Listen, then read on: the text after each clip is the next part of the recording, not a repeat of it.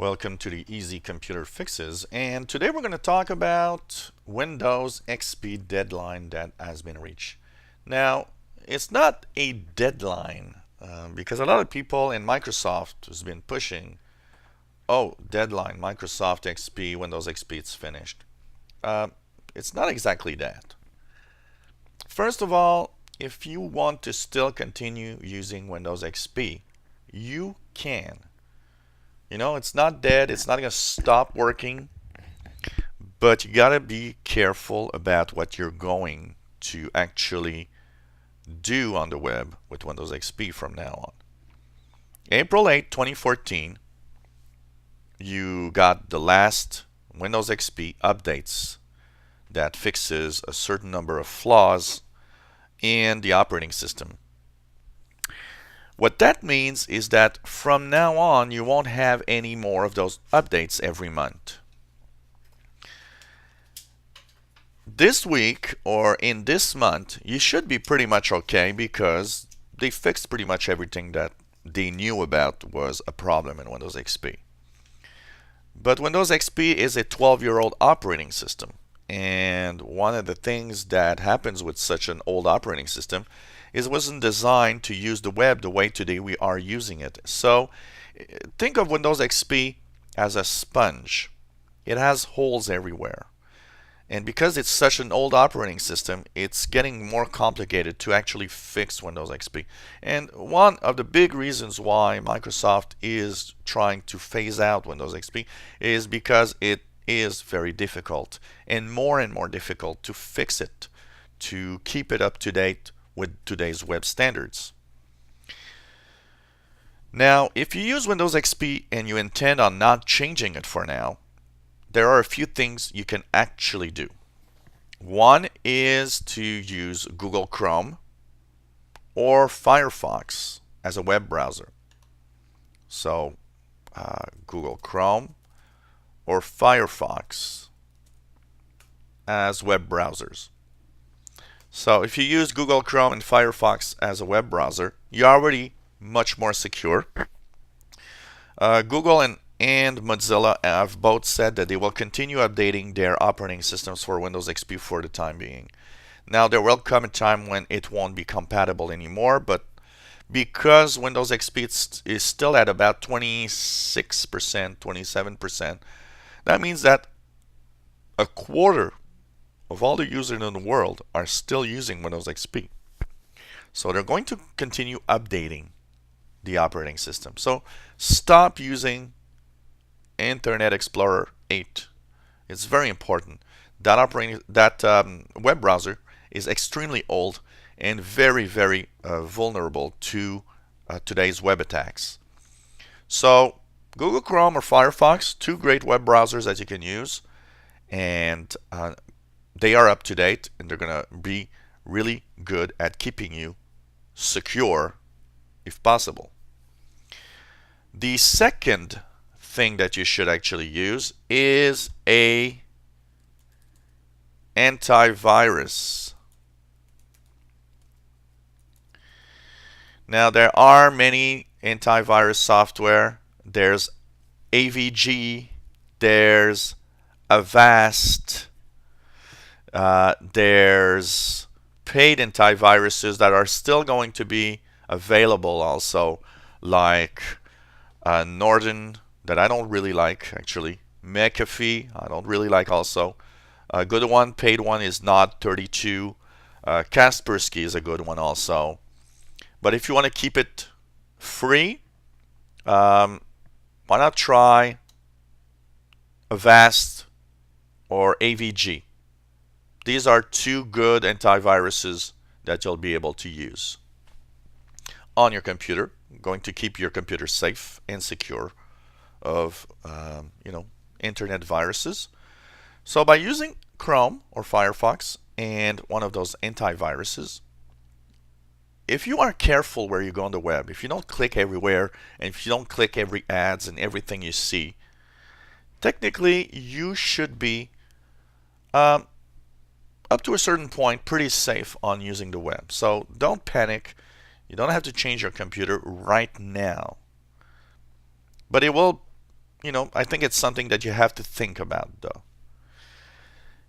If you're ready to change your computer, what is it that you can do? Can you upgrade the existing computer, or do you have to change it?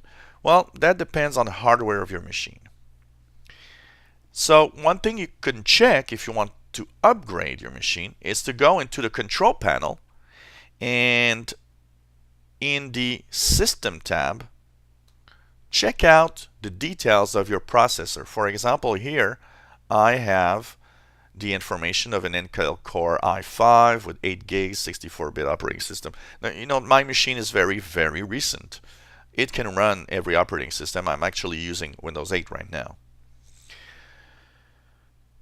If you don't want to get lost, first of all, the logical upgrade, I would say, to your old machine, if you can, is Windows 7. Windows 7 is a great operating system, and I think you won't be lost if you're using Windows XP. But how do you know if you can install Windows 7? Well, if you're in the System tab here in your control panel, if you see Pentium 4,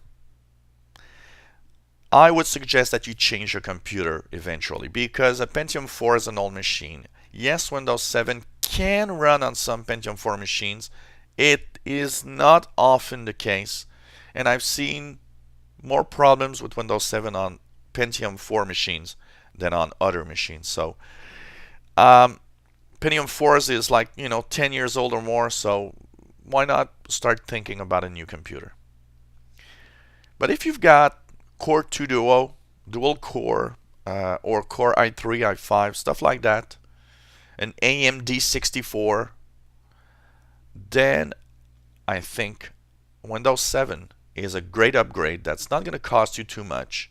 The operating system and installation, maybe $150, and you're going to have a computer that still can run for a while.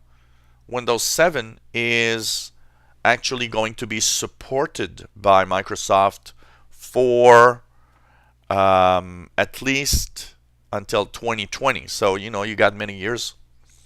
And it's a great way to actually keep your old machine. It's not because your machine has 4 or 5 years old that you really need to change it. That's, I believe that's like trying to sell too many computers. And, it's great for the environment to just upgrade a machine and try to keep it as long as possible.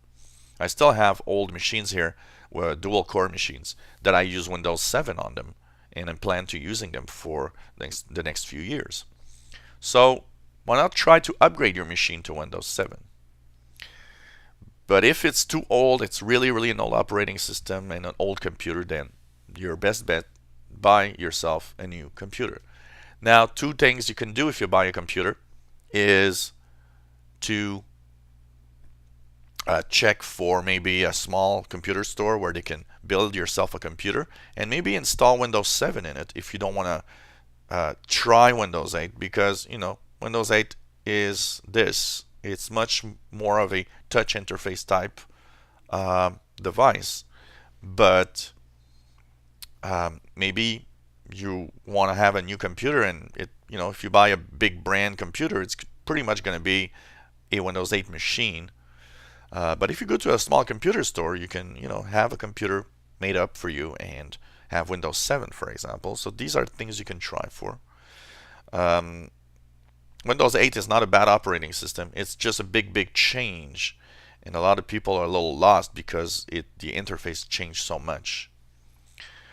But whatever your choice, don't panic. Like I said, Windows XP is still going to be usable, but you'll have to be careful not to click anywhere or go anywhere on the web. Just be careful what you do on the web with Windows XP. And with Chrome, Firefox, and a good antivirus, you should be okay for a little while. And hopefully it's going to give you the time to invest in a new computer or maybe upgrade the one you have. So these were my little tips. I hope they helped you in making a decision of what you should do. Maybe upgrade a machine. Maybe you're going to keep your Windows XP machine for a little while. I personally don't have any more Windows XP machines over here. I have Windows 7 machines, and Windows XP is gone. It's been gone for, I don't think I have Windows XP for the past 2 years, actually. I've really moved on, so I've got Windows 7 on 2 or 3 computers, and Windows 8 on this main laptop computer. So hope it helps. If you enjoy our videos, why not subscribe? You'll be informed when new videos are online. If you have any comments or questions about Windows XP, or maybe what you should buy, what you should do, maybe you don't understand exactly what it says in that system in the control panel, why not let me know, and I'll try to answer the question as best as possible. And if you have got a problem with a computer, a laptop, an iPhone, an Android device, why not ask a question, and we'll try to make a video to help you if possible. We can't answer everyone, unfortunately, because there's a very high volume of questions, and some of them are not easy to answer on the YouTube channel, but we try to do our best. So thanks for watching, and hope to see you soon on the Easy Computer Fixes channel. Bye-bye.